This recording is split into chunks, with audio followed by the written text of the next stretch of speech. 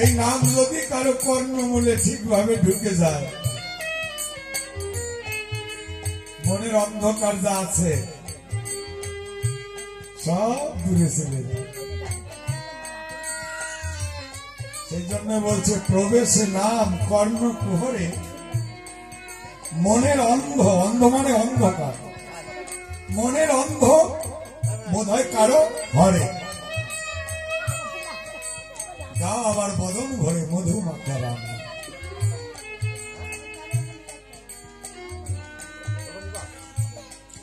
প্রবেশে কর্ণ কুহরে, মনের অন্ধকার